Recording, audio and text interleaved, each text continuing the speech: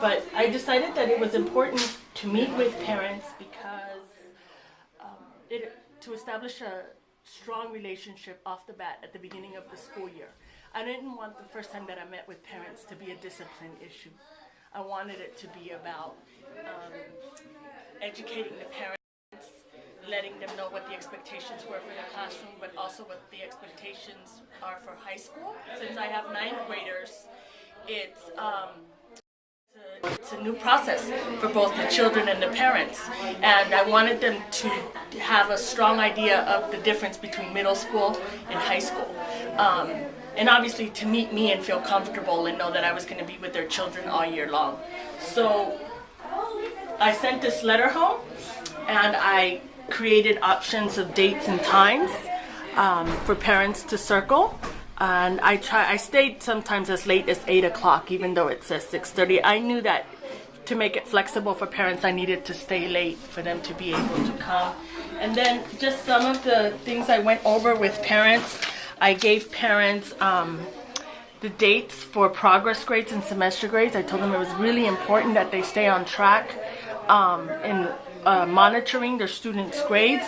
And I explained to them that in high school the stakes were higher because I created this chart for the parents, so the parents could understand the classes that the students needed to take as requirements for high school and as requirements for the university. And I explained that these requirements were non-negotiable, and if a student failed in these requirements, they wouldn't be able to graduate high school. And so I wanted them to really understand that unlike middle school, when a student got an F, they could be held back from graduating. And so this was a visual to help them understand the path that their child needed to take and why it was so important that they monitor their child's progress and semester grades as well. I also gave the parents a list of information about attendance, numbers of important people for them to contact, regarding progress grade, regarding attendance, regarding semester grades, and any other concerns or issues they had. And I wanted to make sure they knew who their child's counselor was and who they could speak to in the main office. I also created a visual representation of what our year looked like. Unlike middle school, we have quarters. We have 4 quarters, and each quarter is 9 weeks. And at the end of 9 weeks, the child actually gets a semester grade.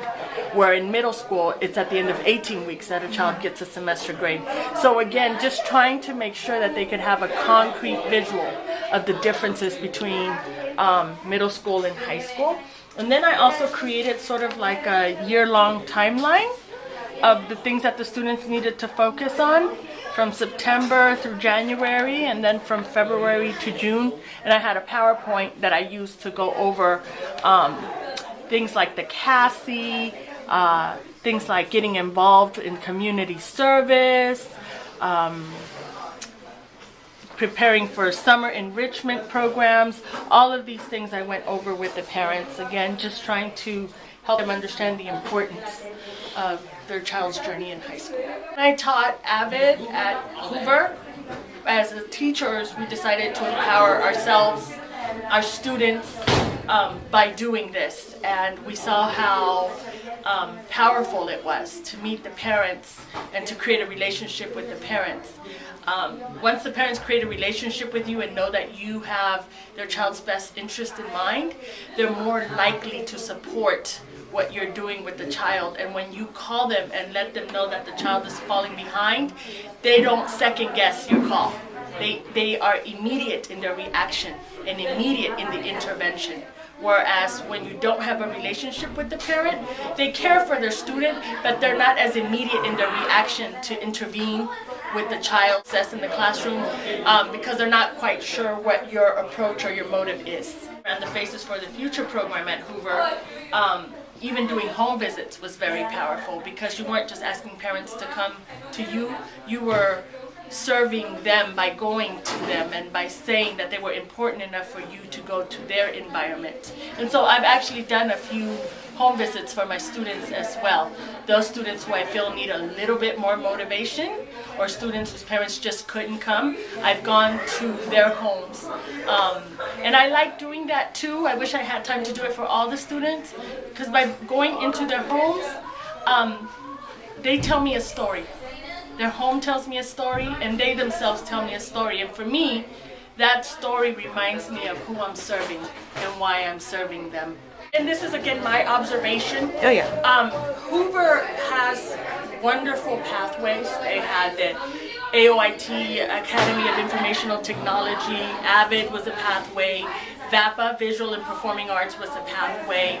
But it wasn't, these pathways weren't defined as school.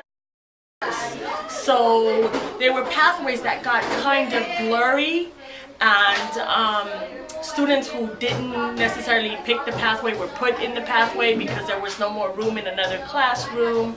Some academies and defined schools, so there was always about a third to half of the students that were not in any pathway, and they were just kind of being lost in the general education process.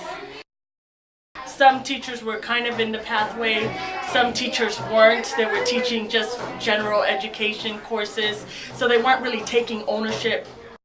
That it's the students that don't make a decision that are the ones that should be in a pathway, that are the ones that need the most motivation and the most monitoring in their schoolwork.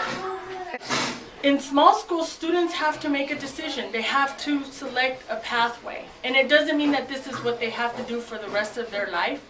Because again, the things that they learn in these pathways, the things that they learn in these small schools, are skills that they will use no matter what they choose to do after they graduate from high school.